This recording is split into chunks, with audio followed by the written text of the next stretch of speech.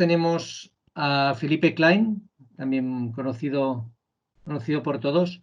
Felipe, Managing Director Investment de HI Partners. Ramón Garayar, consejero delegado de GAT, Gestión de Activos. Y Emiliano Garayar, presidente de GAT, de Garayar Abogados. Vamos a arrancar con una pregunta básicamente a cada uno de los intervinientes. Felipe, desde el punto de vista del propietario de hoteles, ¿cuáles son para vosotros los 3 principales problemas a los que os estáis enfrentando hoy en HI Partners a raíz de esta crisis? Muy bien, pues gracias Bruno y saludo a todo el mundo. Creo que van a haber bastantes preguntas complicadas de responder por la incertidumbre, pero bueno, al menos intentaré dar la visión que tenemos del día a día que estamos sufriendo en muchos casos, ¿vale? Entonces, un poco a esta primera pregunta, yo creo que hay 4 grandes bloques de preocupación o de temas que nos han tenido ocupados estos 6 semanas, digamos, que llevamos con el tema del estado de alarma. Obviamente el primero fue el cierre de los hoteles. En nuestro caso, al ser mercado pues, 90% vacacional y muy centrado en Canarias, pues obviamente eso fue un tema que llevó su tiempo y que tuvo su enjundia, y eso pues luego muy relacionado con el tema de los ERTEs de fuerza mayor inicialmente, y ahora un poco pues también nos ocupa por la incertidumbre respecto a cómo va, o sea, si se va a extender este ERTE de fuerza mayor o si al final habrá que cambiarlo por un ERTE productivo, etcétera. O sea, yo creo que el tema de los cierres de los hoteles y los ERTEs es un primer bloque. Obviamente la situación de renegociación o de discusión con los operadores es un tema que también nos ha tenido y nos tiene bastante ocupados. Y un poco estos 2 temas llevan al tercero, que es un poco la reevaluación del cash flow a corto y medio plazo y un poco la reevaluación de las necesidades de caja, etcétera, ¿no? Yo diría que estos son los 3 grandes temas que hemos tenido que enfocarnos en estas últimas semanas, ¿no? A futuro, pues obviamente, ahora ya, suerte, pues habiendo pasado sobre todo el tema de los cierres, pues ya a medida que avancen las semanas, ya sí que estamos ahora ya más inmersos en un poco barajar diferentes escenarios respecto a la reapertura o no apertura, en algunos casos, del portfolio durante la temporada que viene. Muy bien, Felipe, pues muchísimas gracias. También quiero aprovechar para comentar a la sala que habrá una sesión de preguntas un cuarto de hora antes de acabar, así que a las 5:45 abriremos el debate. Hay una línea de chat dentro de lo que es el propio Teams y podéis escribir allí las preguntas que las moderará mi socio Albert Grau, también conocido por todos vosotros. Ramón, a nivel operativo, hemos visto desde el punto de vista más de propietario que nos contaba Felipe, a nivel operativo, ¿qué grandes retos habéis tenido en estas últimas 6 semanas?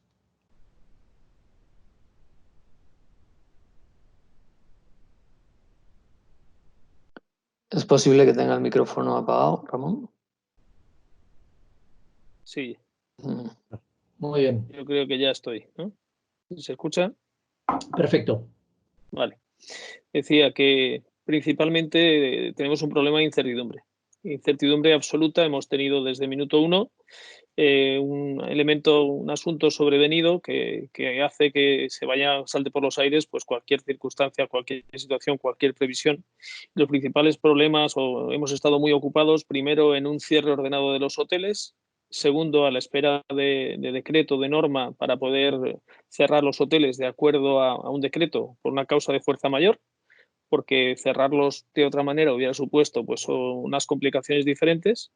Inicialmente dimos vacaciones aparte de la plantilla mientras se aclaraba si era fuerza mayor o no, y después ya pues la aplicación de ERTEs. Y uno de los principales problemas que tenemos como gestores, evidentemente, al no tener ingresos, es el parón que existe no tienes ingresos y los cobros absolutamente se bloquean, por lo tanto hay una tensión de tesorería enorme en todos los operadores y bueno, en nuestro caso también. Y a partir de ahí, pues ya hemos estado muy ocupados en preparación de previsiones, de informes, para sentarnos con los propietarios y compartir con ellos cuál era la situación real que teníamos en cada establecimiento y que esperábamos en esa relación con los propietarios para buscar reequilibrar o reordenar la colaboración y los contratos que teníamos firmados con cada uno de ellos, ¿no? Luego hay muchas cosas que se han hecho, pues la gestión de cancelaciones, la gestión de todos los depósitos que se han recibido. Y ahora ya estamos en la preparación. Por un lado, seguimos con los propietarios y por otro lado, en la preparación del post, ¿no? Del día D. Hablaremos de la relación con propietarios, hablaremos de la parte jurídica que implica toda esta parte de negociación y de replanteamiento de relación a futuro, ¿no? Emiliano, desde el punto jurídico, ¿qué visión nos puedes dar? Bueno, muchas gracias, Bruno. Gracias por la iniciativa y por la invitación. Pues desde el punto de vista jurídico, a fin de cuentas, el derecho es adjetivo a las preocupaciones de negocio, ¿no? De propietarios y operadores. Por lo tanto, la primera y fundamental cuestión ha sido la atinente a la causa de fuerza mayor y a las implicaciones que el COVID-19 conllevaba respecto del cumplimiento de los contratos o la moderación o innovación de las obligaciones existentes en toda la arquitectura contractual vigente en la industria, no solo entre operadores y explotadores. Y muy fundamentalmente en aquellos, digamos, rubros, componentes que tienen un mayor impacto en la cuenta de explotación y principalmente en el tema de los contratos de arrendamiento o contratos de gestión, explotación, relación entre propietarios y explotadores, ¿no? Eso ha sido, yo creo que ha sido y es el tema fundamental que está ocupando en este momento de renegociaciones a los propietarios.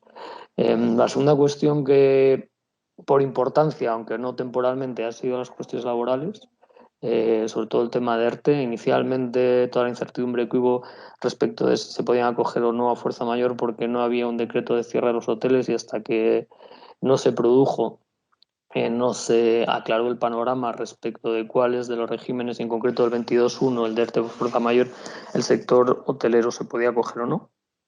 Y luego la tercera consideración jurídica también viene al hilo de las preocupaciones que ya apuntaba Felipe y Ramón, atinentes primero a la liquidez y en última instancia a la solvencia.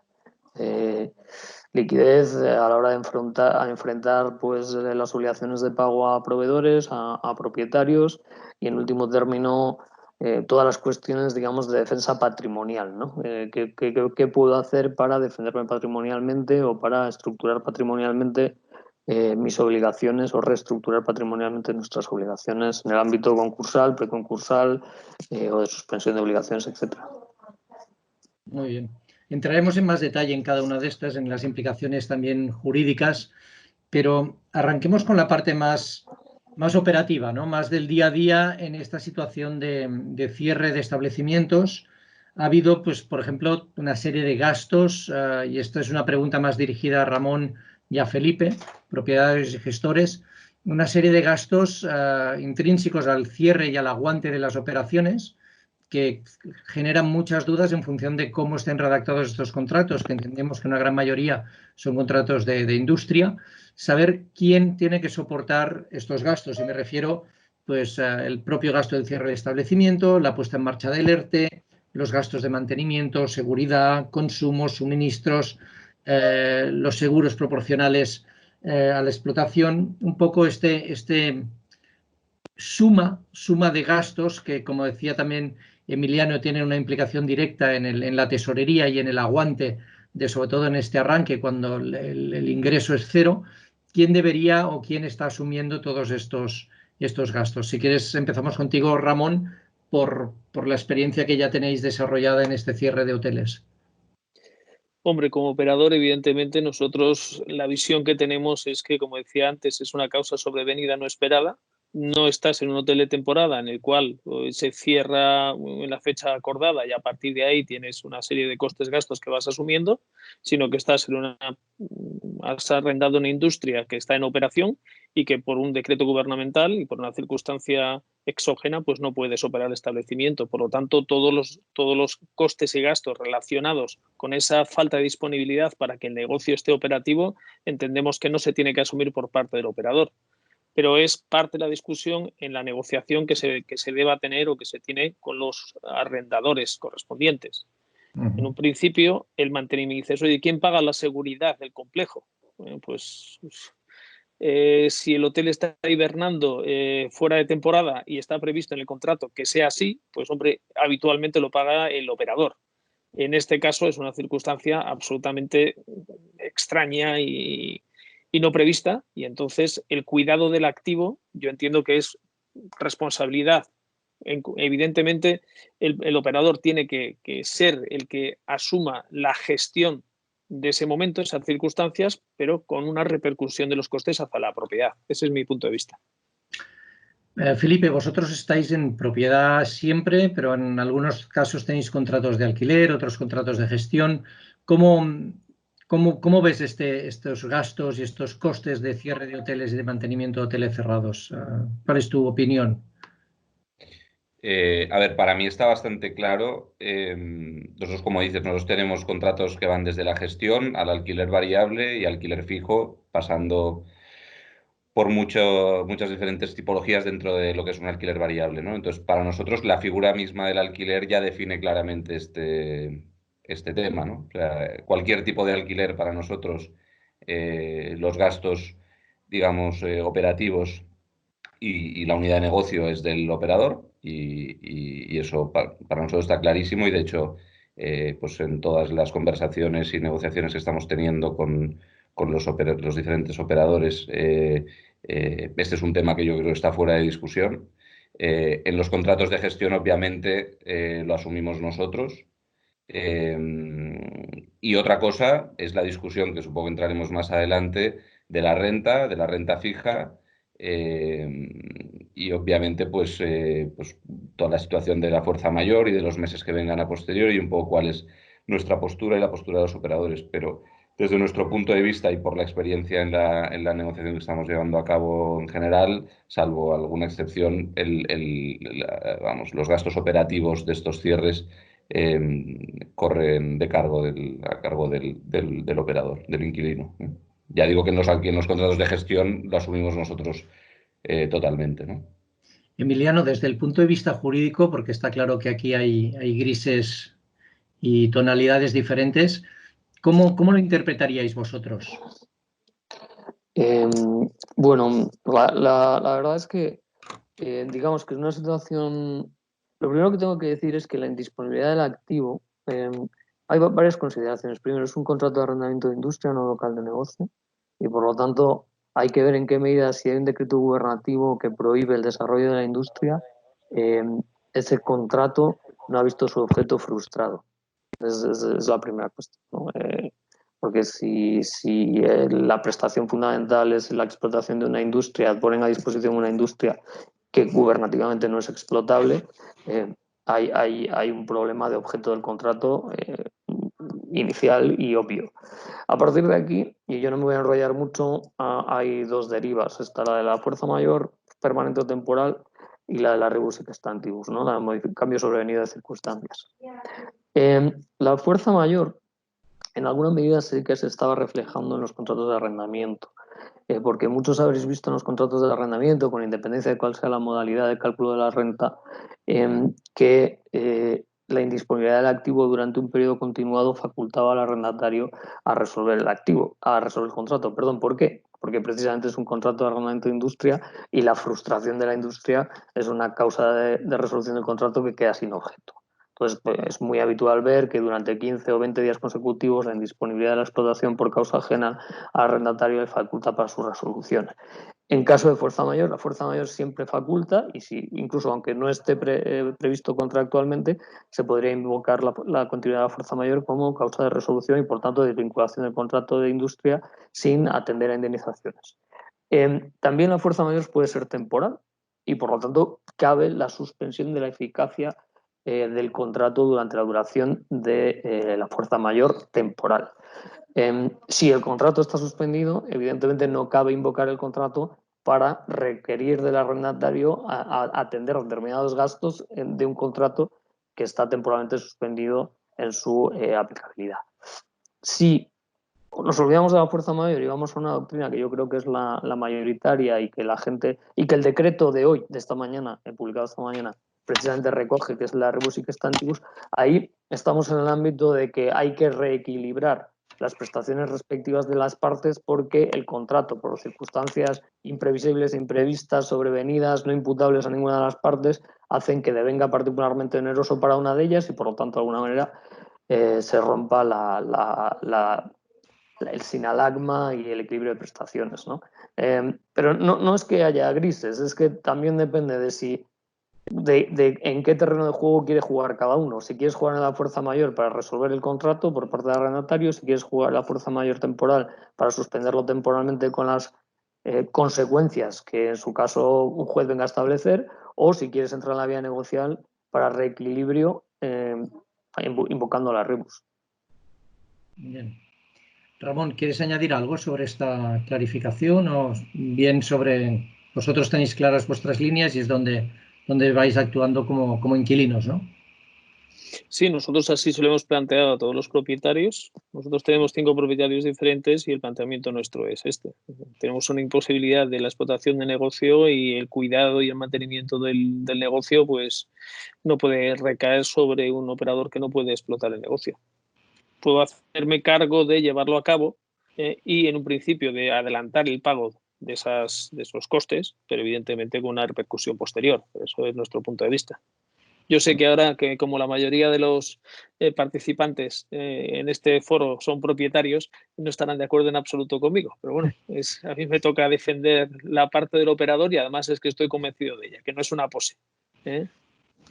Yo, Bruno, si puedo añadir algo con respecto a esto, tampoco, pues yo no soy ni abogado ni jurista, ¿no? Pero sí que hoy, por suerte o por desgracia, he estado algunas horas dedicadas al decreto que ha salido esta noche o esta mañana, no sé cuándo ha salido. Y yo creo que efectivamente, a nuestro modo de ver, delimita muy claramente para pymes que en realidad, por lo menos de nuestros gestores hoteleros, no hay ninguno que entre en ese capítulo, es decir, que pasan a ser mayor, a nuestro entender, mayor empresa que pyme, regula que, digamos, el escenario final, en caso de no llegar a acuerdo o al que se puede acoger ese inquilino, es el de posponer hasta un máximo de 4 meses después de que acabe la fuerza mayor el pago de la renta y pagarla prorrateada en 24 meses desde entonces, ¿no? Con lo cual, para nosotros eso ya marca, digamos, el terreno de juego que hasta ahora era un poco más gris, en el sentido de que, oye, pues obviamente moratorias no dan a lugar, lo que se hace es posponer renta y en ningún caso se habla, obviamente, de qué pasa con los gastos, digamos, de este cierre, y a nuestro modo de ver eso claramente lo que lleva a conclusiones que esos gastos están del lado del arrendatario, ¿no? Si no, el decreto entiendo que hubiese regulado de alguna otra forma. Ya sé que al final eso es el legislativo y luego habrá que ver el judicial cómo lo analiza, pero claramente marca una línea y, a nuestro modo de ver, un terreno de juego sobre el que jugar y que hasta ahora pues era un poco gris. Nosotros desde el primer momento hemos mantenido un poco la postura de ayudar a los inquilinos a financiar, digamos, esta cosa que no, de momento no están haciendo los bancos con nosotros. Nosotros sí que hemos desde el primer momento apoyado a este posponer renta, pero ya no nos parecía razonable inicialmente el tener que aceptar quitas. Es verdad que hay casos y casos, cada caso, o sea, esto estás hablando de generalidades, pero luego cada caso es un mundo y hay que analizarlo en detalle, ¿no? Pero digamos que yo creo que este decreto sí que pone un poco unas reglas de juego que, en nuestro modo de ver, ayudarían a entender que los gastos operativos en ningún caso tendrían que ser a cargo del arrendador. Ok. Bien, muy bien, bien argumentado por todas las partes. Si queréis, entramos en temas más de recursos humanos, donde realmente Aquí, bueno, cuando tenemos una explotación hotelera, las dos grandes líneas pues son el tema del payroll, recursos humanos, y las rentas, ¿no? Y creo que son temas que vale la pena tratar en profundidad. El tema de los ERTES, y esto quizá va más dirigido a Emiliano, cuando hemos aplicado los ERTES y todo, tenemos el personal, pues bueno, pues pasado el estado de alarma, vamos a poder incorporar en función de la ocupación un número de empleados mayor o menor. ¿Qué soluciones tenemos frente a esto? Y una preocupación importante es el tema de los fijos discontinuos. Me gustaría, y Ramón también aquí por los dos lados, pero la parte operativa y la parte más jurídica. Pues como queráis, si quiere Ramón empezar por la parte operativa o yo por la parte jurídica, como veáis. En la parte operativa nosotros hemos estado esperando a que saliera el decreto de fuerza mayor para aplicar el ERTE. Lo hemos aplicado al 95% de los empleados de los hoteles, los que están directamente en la operación, al 100%, excepto en algunos casos para el mantenimiento mínimo del establecimiento y las funciones básicas, hemos hecho ERTES a media jornada, o sea, al 50%. Por lo tanto, eso es lo que hemos aplicado a día de hoy. Se está hablando mucho qué pasa el día después del estado de alarma. Luego nos contará Emiliano, pero entiendo que está aparejado el estado de alarma a la causa de fuerza mayor. Por lo tanto, pues en teoría, una vez que se abra y podamos salir a la calle, ya no haya estado de fuerza mayor y por lo tanto, pues en teoría esa causa ya no existe para los contratos, pero se está solicitando desde todos los, hay acuerdos entre CEAT, entre todas las asociaciones hoteleras y los sindicatos para solicitar al gobierno que en determinados sectores pues haya una ampliación de esa circunstancia de causa de fuerza mayor para proteger el empleo, ¿no? ¿Qué pasa con los fijos discontinuos? Los fijos discontinuos pues, son los llamamientos que tienes que hacer de personal que habitualmente, o bueno, que tiene un acuerdo contigo y que tiene una serie de descansos durante, con un máximo de, depende, pero más o menos de 9 meses de trabajo al año, el resto pues descansan y en ese descanso están en un motivo de desempleo. Están apuntados al desempleo con sus consumos correspondientes de desempleo. Evidentemente, al haberse producido esta circunstancia en el mes de marzo, pues en la mayoría de los casos no había habido llamamiento de fijos discontinuos, por lo tanto se encuentran en un limbo. Esos empleados no están incorporados a la plantilla, no están incorporados a casa de fuerza mayor y están solicitando o están cobrando las prestaciones de desempleo que tenían de origen. Hay mucha inquietud y por parte también de los sindicatos, representaciones de sindicato dentro de comité de empresa de cada hotel, solicitando la incorporación o la inclusión de estos fijos discontinuos dentro de la lista de empleados que se puedan acoger a causa de fuerza mayor. Pero eso supone en la práctica para los operadores que, como la mayoría de los hoteles tienen más de 50 empleados, que al final tienes que pagar la cuota de seguridad social, está bonificada al 75%, pero tienes que seguir pagando ese 25% y además tienes un compromiso posterior de un mantenimiento de empleo de 6 meses. Por lo tanto, de momento no estamos dando de alta esos fijos discontinuos, por lo menos en mi parte. Y ahí ya le dejo al abogado que nos comente. Perdón, discúlpame, antes de entrar en la parte más jurídica, quizá Felipe, desde la visión de management, donde vosotros sois responsables de todos vuestros equipos, estamos hablando sobre todo del impacto en post-ERTE y los más temporales, ¿no? Fijos discontinuos. Sí, o sea, yo creo que la visión es, en ese caso, sí, por suerte, está bastante alineada con lo que comenta Ramón. Yo creo que aquí la gran duda, y de hecho por eso, pues yo creo que en muchos foros se está repitiendo la misma idea, ¿no? De que al final el ampliar el ERTE de fuerza mayor va a beneficiar efectivamente a poder reabrir los hoteles más de lo que se abrirían si no lo hubiese, porque eso te va a permitir ser más progresivo digamos, en el no condicionar a ciertos niveles de ocupación más altos el tener o no que decidir si abrir un hotel o no, ¿no? Si tienes realmente este ERTE de fuerza mayor, pues te permite ser más flexible. Entonces yo creo que esa es la la gran pregunta y la gran inquietud que tenemos nosotros como propietarios, y que entiendo que Ramón y el resto de gestores también, es entender si eso va a ser así o no, porque si no, la vía que se abre, además del tema de por causas productivas, también preocupa mucho el decalaje de tiempo entre que puedas empalmar el ERTE de fuerza mayor con el de causas productivas, que es verdad que nosotros ya lo estamos negociando, obviamente, en paralelo con los comités de empresa, pero ahí se te abre un potencial riesgo de tener que tener a los trabajadores dados de alta un periodo de tiempo, por lo cual, oye, pues el riesgo es muy relevante, ¿no? Entonces, por eso creo que es muy importante hacer hincapié en el tema de la extensión de los ERTEs de fuerza mayor, porque realmente creemos que es lo único que puede ayudarnos a los propietarios y gestores a abrir de una forma más progresiva los hoteles y a no tener una necesidad mínima de ocupación demasiado alta, sobre todo con la incertidumbre en el precio, ¿no? Porque cuando te pones a hablar de cuál es el break-even de un hotel, pues obviamente puedes hablar de ocupación, pero yo creo que la gran pregunta para esta temporada va a ser el precio, y eso, si no puedes flexibilizar los costes laborales, se va a hacer muy difícil tomar una decisión en positivo de abrir, ¿no? Esta es un poco nuestra postura aquí. Emiliano, ¿hay alguna visibilidad sobre esto? ¿Tenemos líneas que sabemos por dónde van a ir las normativas o los decretos? Es un tema complejo, desde luego, pero lo que ocurre es que se están mezclando demasiadas cosas y probablemente con una base de partida no clara es difícil entender el después. Los ERTEs existían antes del COVID-19 y seguirán existiendo después. El COVID-19, en el decreto de 14 de marzo, en el artículo 22 y en el 23, establece dos tipos de ERTE. Uno que es el de fuerza mayor que estamos hablando, que tiene la característica de una bonificación de la cuota patronal del 100% para empresas de menos de 50 y del 75%, perdón, 100% para empresas de menos de 50 y 75% para empresas con más de 50 empleados. Y el otro es de ERTEs causados como consecuencia, pero no directamente imputables al COVID-19, donde no hay una bonificación de la cuota patronal.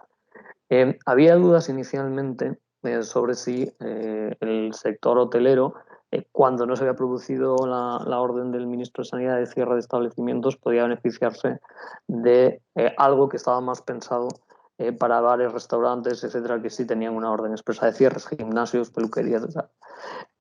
Eso se despejó. Y lo que sí que tiene que quedar claro es que la duración, tal y como está la normativa construida en este momento, la duración del ERTE por causa de fuerza mayor hoy es equivalente, sinónimo a ERTE por vigencia del estado de alarma. En el momento en el que decaiga el estado de alarma, y el estado de alarma decaerá más pronto que tarde porque está sujeto a unos condicionantes constitucionales y, entre otras cosas, lleva una restricción de derechos fundamentales muy importante, como el de la libre circulación de las personas en el territorio español. Por lo tanto, esto va a decaer. La primera cuestión y fundamental aquí es si se van a desacoplar el concepto de fuerza mayor del concepto de estado de emergencia. Y la respuesta es positiva en el sentido de que hoy, en la exposición de motivos del decreto que se ha publicado, Felipe, el decreto se aprobó ayer, Real Decreto Ley, pero se ha publicado esta mañana y ha entrado en vigor esta mañana. Por lo tanto, tienes razón en las dos cosas. O sea, es de ayer y es de hoy. O sea, está vigente desde hoy y se aprobó ayer. Se dice que la fuerza mayor es un concepto autónomo y por lo tanto va a poder desaparecer el estado de alarma y se van a poder mantener ERTEs por fuerza mayor. La gran cuestión aquí es, uno, la de las bonificaciones, que siga bonificándose la cuota patronal, que es algo libérrimo esto y que depende exclusivamente de la voluntad de Hacienda. Esto, uno. Y dos, y esto es muy importante, que hay una obligación de mantenimiento del empleo durante los 6 meses posteriores, con unas sanciones, con un régimen de sanciones muy duras en caso de fraude o incumplimiento que puede llegar no solo a la restitución de la subvención, sino incluso al pago, al abono de la prestación indebidamente percibida por el trabajador, etc. Solo lo dejo ahí apuntado, pero yo no juego a política ficción, pero sí entiendo que más allá del estado de alarma ya se está habilitando la posibilidad de que continúe la fuerza mayor con este sistema de bonificaciones. ¿Hasta cuándo? No lo sé, pero sí se está habilitando. La gran pregunta es, ¿en un escenario post-ERTE se van a poder mantener el 100% de los empleos pre-ERTE, que es a lo que te estás obligando como consecuencia de la aceptación de la subvención? Y ahí lo dejo. En el resto de los ERTEs, Bien, en el del 23 o en el de casas económicas organizativas productivas, pues más allá de un proceso expreso del 23 de concertación con sindicatos y representantes de los trabajadores, poco más hay. En el caso concreto de los fijos discontinuos, el decreto de esta mañana sí que incluye una previsión en la que tendrán que incorporarse como estaba previsto y se acogerán al ERTE. Esa es la previsión del decreto de esta mañana. Por lo tanto, este tema hoy ha quedado resuelto. Muy bien. Gracias, Mileno. Avancemos sobre el tema de rentas. ¿Qué movimientos están haciendo los operadores? ¿Qué movimientos están aceptando los propietarios? ¿Estamos devengando rentas? ¿Estamos aplazando rentas? ¿Se suspenden estas rentas? Ramón, ¿cuál es el sentimiento de la parte operativa? Hombre, yo lo que sí estamos viendo por parte de todos los propietarios es, primero, flexibilidad, ganas de escuchar, ganas de sentarse, ganas de llegar a acuerdos. Por lo tanto, nosotros no podemos estar más que satisfechos. Lo que no sé es si alguien finalmente ha llegado a algún acuerdo, porque todo el mundo está hablando mucho, pero no sé si alguien ha llegado a un acuerdo. Nosotros todavía no. No significa que estamos en algunos casos más cerca que de otros, pero sí hay muy buena voluntad por parte de propietarios y bueno, oye, seguro que Felipe, que tiene toda la baraja completa de diferentes opciones, tanto como propietario, como gestor, como explotador, como regímenes diferentes de arrendamiento, pues seguro que nos puede dar un poco más de luz. Y tú también en algunos casos hemos ido comentando, ¿no?, qué es lo que estaba haciendo el mercado. O qué es lo que estaba sucediendo en el mercado, y bueno, pues hay de todo, desde condonación de deuda hasta moratoria, hasta... Pero la base es la renegociación, y la verdad es que nosotros nos hemos encontrado flexibilidad y muy buena voluntad por parte de todos los propietarios, desde el minuto uno. En este sentido, puedo decir que sí, que hay una proactividad y un buen entente en la mayoría de los casos, evidentemente no en todos, pero en la mayoría. Pero firmar, realmente pocos cambios están firmados, yo creo que por un tema de que estaremos todos de acuerdo, que es la visibilidad. O sea, al final tú no sabes este acuerdo hasta cuánto te tiene que durar, qué plazo tienes, cuántos meses vas a estar en esta situación y cuándo realmente vas a poder abrir tu negocio. Y esto es lo que genera esa incertidumbre. Pero perdona, Felipe, si quieres dar tu punto de vista. Sí, nosotros la verdad es que firmar no hemos firmado ninguno, pero sí que diría, pues nosotros digamos que ahora tenemos en torno a 11, llamémosle, negociaciones abiertas. Y sí que puedo decir que en torno a 5 o 6 operaciones están ya muy, muy encarriladas, ¿no? Lo que pasa es que es verdad que, y esto creo que es una cosa que nos debe pasar a todos, los tiempos de reacción y de trabajo estos días no son los mismos que habitualmente, ¿no? Y si a esto también le añades, pues también tener que hacer cierta interlocución interna, etcétera, pues todo se demora más de lo que cabría pensar. Pero yo creo que está dentro de la normalidad y vamos, es un poco el sentimiento. Entonces, ya más a casos concretos, o sea, yo creo que no se pueden comparar los diferentes contratos y situaciones. Yo creo que un contrato con una renta fija, con un ratio de cobertura muy razonable, donde el operador viene de años históricos y va a tener seguro años futuros en un contrato a 15 o 20 años de duración muy positivos,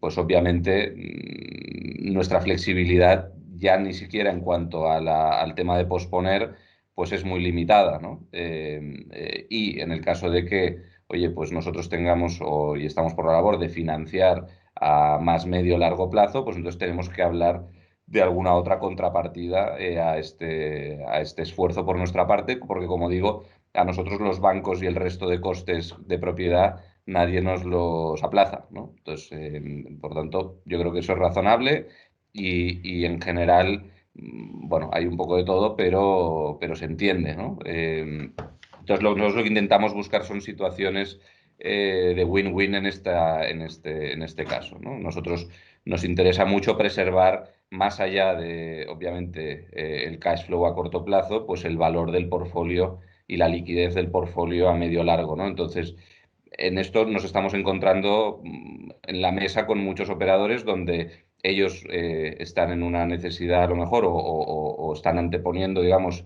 ese cash flow a corto plazo.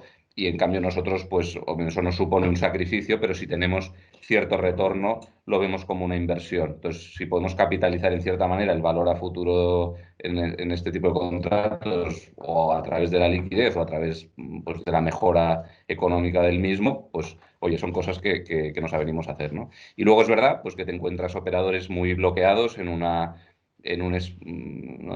speech de no pago renta, no sé cuándo voy a pagar y no sé cuánto voy a pagar, que esto a mí ya me parecía muy poco razonable, pero además, como decía antes, yo creo que el decreto de hoy, entre otras cosas, empieza a poner un poco de orden entre lo que debería de ser más o menos razonable y lo que no, en un escenario, digamos, litigioso, ¿no? Y entonces, pues eso nos da esperanzas de que los menos, porque han sido o están siendo muy pocos, y además creo que por lo que hablo, pues con gente como vosotros, Bruno, con advisors, con otros propietarios, con operadores, siempre acaban siendo los mismos.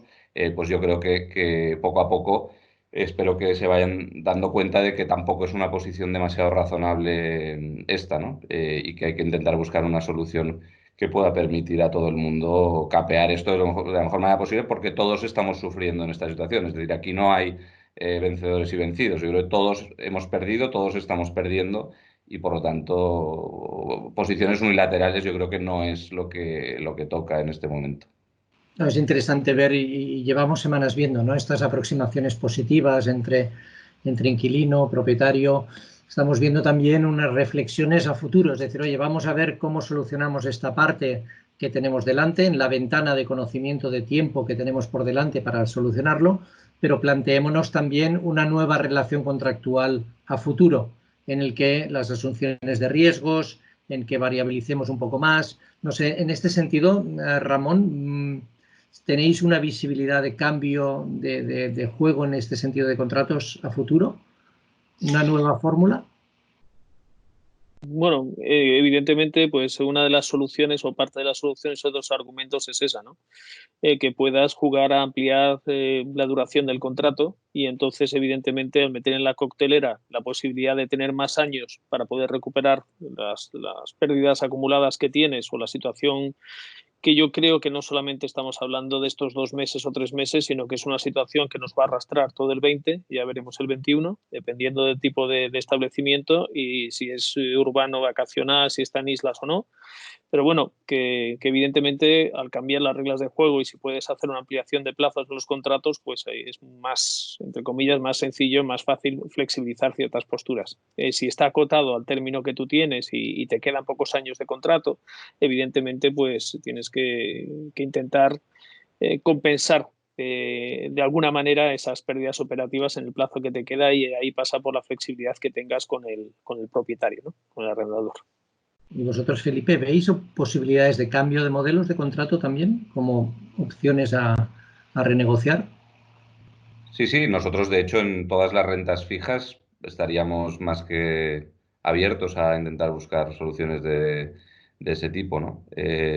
Por lo que he comentado anteriormente. Entonces sí, o sea, nosotros, digamos que luego se puede bajar al detalle, pero las dos premisas para nosotros es, oye, mejorar económicamente el contrato si se puede a medio y largo plazo. Nosotros tenemos una visión de nuestro portfolio a medio y largo plazo, y por lo tanto esto lo vemos como un bache, esperemos corto, pero eso no nos va a sacar de ninguna situación positiva o negativa, a nuestro entender. Entonces, oye, si podemos mejorar a medio y largo plazo económicamente el contrato o mejorar la liquidez del activo, aquellos contratos que, oye, pues que eran a muy largo plazo, que no tenían ninguna cláusula de salida ni por venta ni por ad nutum, o sea, rescisión unilateral, etcétera, pues nosotros estamos por la labor de intentar cambiar una cosa a corto por una cosa a medio o largo plazo. Y si no, de saque, siempre hemos estado por la labor de a corto plazo financiar, en cierta manera, estas necesidades del operador a corto plazo. Lo entendemos razonable, aunque lo diré todo el rato porque es que creo que es importante. A nosotros,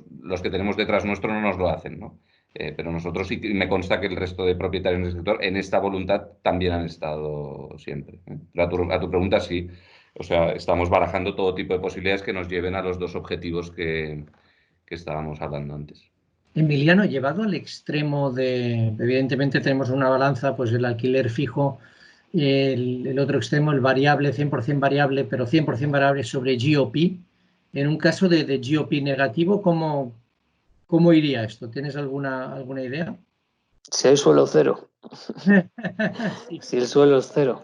Esto es una discusión. Yo le quería decir una cosa a Felipe, y es que estamos un poco centrados, como es propio del título del seminario, en la dialéctica propietario-explotador, pero lo mismo que puede pregonar un explotador en términos de fuerza mayor, temporal o permanente, o rebus sic stantibus, lo puede lógicamente invocar un propietario frente a un financiador. O sea, no hay una naturaleza de contratos donde todo esto sea invocable y otra no. O sea, evidentemente. Es más, puedo decir que los que tienen emisiones en mercados de valores organizados o plataformas multilaterales de contratación tipo MARC, MAP, etcétera, están renegociando, invocando estos contratos para modificar los términos de las emisiones.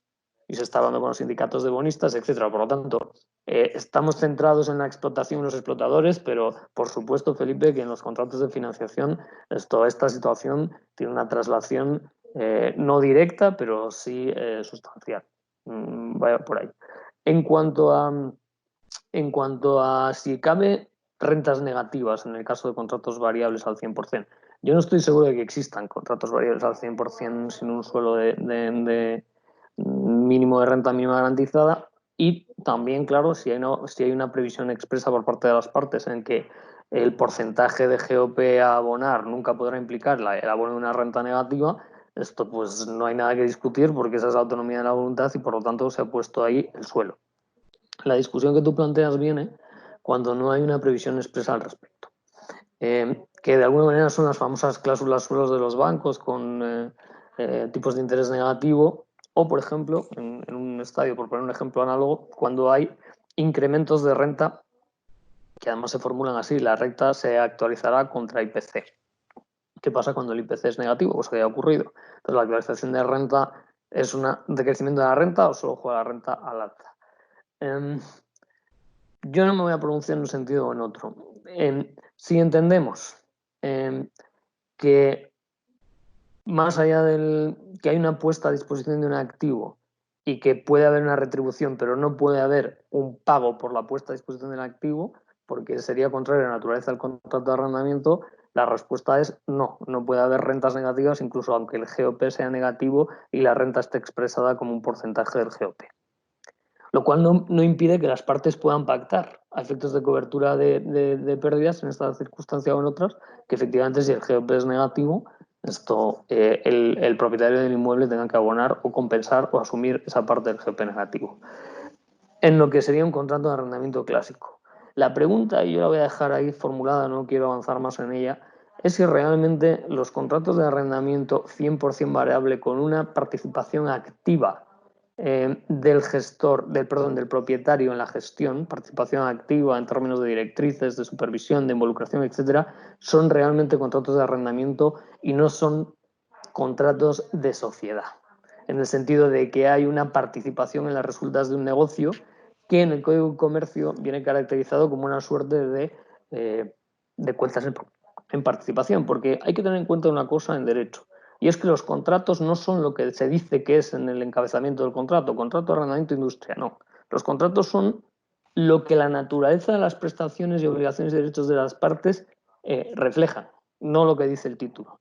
Y mi opinión es que hay muchos contratos de arrendamiento de industria que no son contratos de arrendamiento de industria, sino que son contratos de sociedad en el sentido civil y mercantil del término, de estar a las resultas conjuntas de un negocio.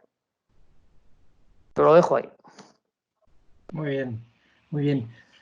Vamos a abrir ya, si os parece, el turno de preguntas que podéis ir entrando en el apartado del chat, más que nada para ser puntuales, porque lo importante de los webinars es que sean con la profundidad que requieren los temas principales que hemos ido tratando, pero que seamos muy puntuales también, porque seguramente muchos de nosotros tenemos compromisos ahora a partir de las 6, con lo cual abrimos un turno de preguntas de 12 minutos, que es lo que nos queda, pero dejamos abierta, y ahí lo expongo también a Felipe, Ramón y Emiliano, de hacer un webinar 2, porque yo creo que nos hemos dejado puntos muy interesantes en el tintero, relacionado con fiscalidad sobre todo, relacionado con rentas, relacionado con tesorería, con inversión, que teníamos preparados también para preguntar y que podríamos emplazarnos posiblemente pues la semana que viene o en 10 días, viendo un poco cómo evoluciona también pues novedades que vayan saliendo durante estos días. Ahora lo abrimos más la parte de preguntas. Paso el testigo a mi socio Albert Grau y yo me apago la cámara y os cedo ya a vosotros. Muchas gracias. Muchas gracias, Bruno. Gracias. Gracias, Bruno. Muchas gracias, Bruno. Bueno, de momento no tenemos ninguna pregunta o no va saliendo ninguna pregunta en el chat. Y yo, al hilo de lo que estabas comentando, Emiliano, me gustaría poner también sobre la mesa el tema de sucesión de empresa, ¿no? Entonces, estos contratos que estamos viendo de arrendamiento, que como bien decías, bueno, son contratos que vienen más marcados por las cláusulas que hay dentro que no quizás tanto por el título. ¿Cuál es vuestra visión, ¿no? Y también compartirla también con vosotros, Ramón y Felipe, el tema de sucesión de empresas. Bueno, yo creo que eso va a venir un poco en una segunda fase, ¿no? Porque ahora mismo no sé si en la industria hay mucha gente que esté jugando a la resolución de los contratos por parte del arrendatario. Pero es verdad que en el arrendamiento de industria y en esta industria en concreto hay una particularidad muy grande y es que si a ti propietario te entregan las llaves por imperio de la ley, ope legis, te tienes que hacer cargo de determinadas obligaciones y contingencias del negocio que heredas.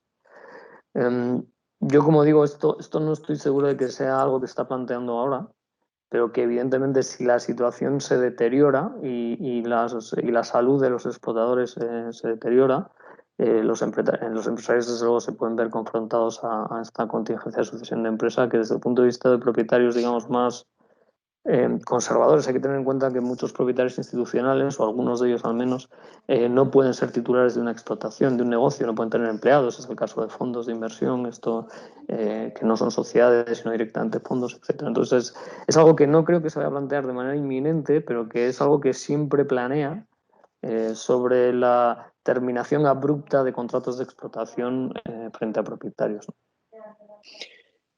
Albert, sí, Ramón. mira, yo tengo una pregunta por parte de, no sé por qué me ha entrado a mí en el chat, pero uno de los participantes pues me manda a mí una pregunta, entiendo que es para todos. Si quieres la comparto, no sé si te ha llegado a ti alguna.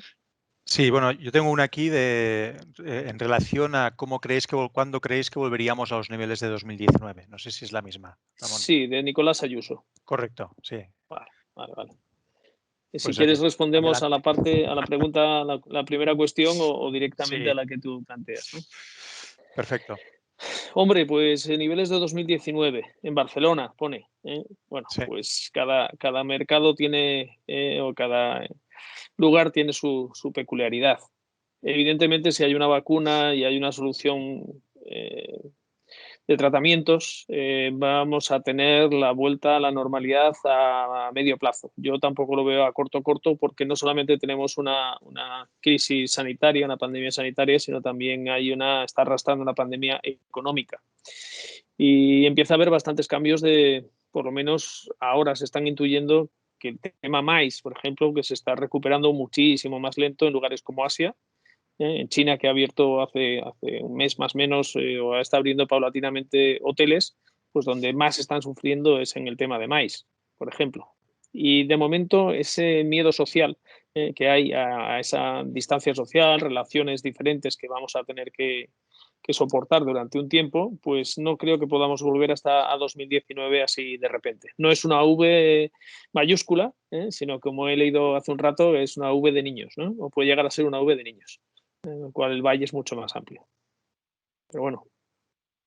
Y si quieres, sobre la pregunta que se hacía antes. De sucesión de empresas, si quieres Como aportar bien dice Emiliano, siempre planea, ¿no? Creo que es un arma de doble filo. Yo creo que invocar ese tipo de posibilidades, o de ir al notario y entregar las llaves y que se las apañe el siguiente, depende mucho de la calidad del gestor, y creo que en estos tiempos, pues tanto los propietarios como los gestores habituales, a nadie lo tiene en la cabeza ni nadie se ha vuelto loco. Por lo tanto, la negociación tiene que llevarse por todos los lados. Hay pues, casos que sucedieron en la crisis anterior, en la cual hubo diferentes propietarios que decidieron cerrar el hotel y entregarle las llaves al propietario, y el propietario decidió no abrir. Y estuvo durante un tiempo con el hotel cerrado, evidentemente judicializado toda la película, y terminó al cabo de 2 años y pico llegando a un acuerdo malo para los dos. Pero bueno, malo para los dos, digo, porque uno dejó de tener un hotel operativo durante 2 años y pico, y el otro porque al final tuvo que hacerse cargo pues, de unas indemnizaciones y de unas situaciones complejas. Por lo tanto, a mí invocar el tema de sucesión de empresa creo que es jugar un poco con el diablo, ¿no? Hay que tener mucho cuidado porque es un tema muy, muy delicado, y al final no nos olvidemos que está en juego pues las familias que están detrás de los empleados de los hoteles. Nosotros, cuando hablamos de en medio de la temporada estar con 400 ERTES, pues os podéis imaginar que no son 400 personas lo que arrastra, es todas las familias que hay detrás de esas personas, y estar en un ERTE, pues entre comillas, está bien, pero es una auténtica barbaridad, ¿no? Porque primero no pueden trabajar, segundo están cobrando una prestación que mínimamente llega para pagar al supermercado, y encima, pues lo que hemos dicho, lo hemos dicho antes, ¿no? Que el problema principal de todas estas cosas es que es la incertidumbre. ¿Hasta cuándo y cómo? Porque Felipe también nos lo puede contar, pero evidentemente depende del destino, pues incluso, o depende del activo, depende del pasivo laboral, depende de muchas circunstancias, incluso se plantean, o se puede llegar a plantear no abrir. Hoteles en Baleares directamente se plantean no abrir. Entonces, imaginaros el drama social que supone, ¿no? No sé si tú, Felipe, si quieres añadir algo sobre esto. Yo un poco también lo habéis ido comentando a lo largo del webinar, ¿no? Yo creo que estamos en una posición donde hay una muy buena predisposición por las partes a buscar ese acuerdo, ¿no? A salir de esto que nos ha sobrevenido un poquito a todos. Y yo creo que el tema de sucesión de empresas, pues creo que queda muy lejano, ¿no? Pero bueno, en cualquier caso, Felipe, no sé si por tu parte vosotros habéis oído algo o quieres comentar o añadir algún tema sobre este punto. No, o sea, básicamente en este punto yo estoy de acuerdo con Ramón y no está en el espíritu, creo, de nadie, ni me consta. No creo que eso esté encima de la mesa. Respecto a la previsión, pues mejor no la hago porque esto está grabado y tampoco cada uno tendrá su opinión. Claramente este año no va a ser bueno. Yo creo que eso es lo único que seguro que estaremos todos de acuerdo, ¿no? Y luego yo sí que creo que a lo mejor hay dos reflexiones interesantes, que es, habrá que analizar muy bien al final de esto, ¿no? Como ya se analizó en la anterior crisis, pero de cuál es la fiabilidad de un contrato de alquiler, ¿no? Basado en un negocio. Nosotros siempre hemos preferido, en general, es verdad que desde la compra de Hispania pues hemos heredado algunos contratos fijos, etcétera, pero nosotros somos de la opinión de que estamos en un negocio y preferimos llevarnos el upside cuando vengan momentos buenos y bueno, y es verdad que cuando vienen malos pues también hay que estar ahí, pero sobre todo también para tener el control del activo, ¿no? O sea, yo creo que es muy importante en estos momentos poder controlar lo que pasa en tu activo, tanto en los cierres como en cómo se plantean los ERTES, como en cómo se plantean las reaperturas, ¿no?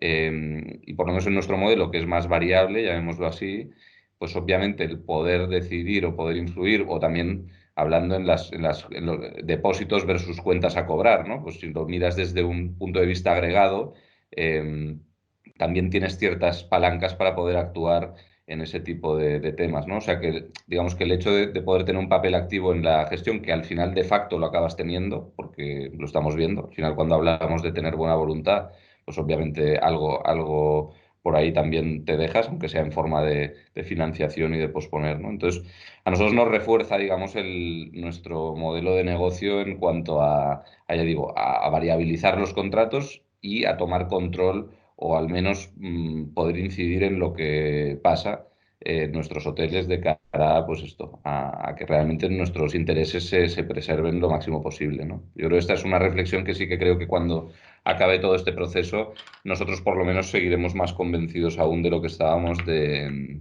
esta postura. Es verdad que nosotros nos lo podemos permitir en el sentido de que no somos régimen SOCIMI y no tenemos ciertas limitaciones como si pueden tener otros o fondos más institucionales, etcétera, ¿no?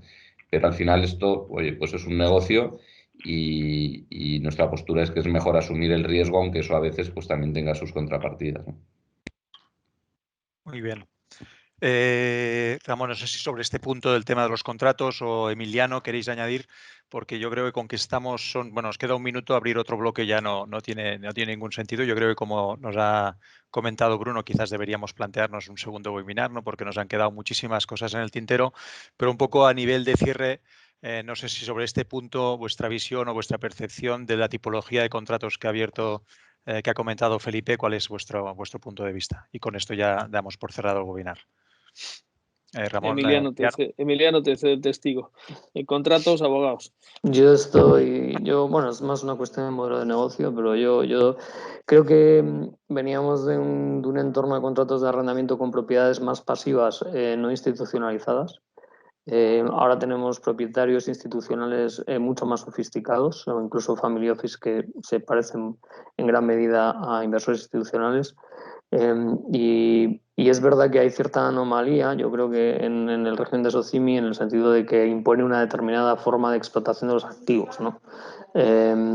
Yo creo que ahora mismo hay una gran incertidumbre respecto de cómo van a quedar las SOCIMIs en todo esto, pero desde el punto más allá de cuestiones de política legislativa, yo estoy de acuerdo con Felipe. O sea, yo creo que el futuro viene porque la estructura contractual de relación entre la explotación y la propiedad refleje esa mayor sofisticación del propietario y su mayor involucración en el upside del negocio, porque lo que sí se ha demostrado es que, quiera o no, el propietario, como muy bien dice Felipe, acaba involucrado en el downside.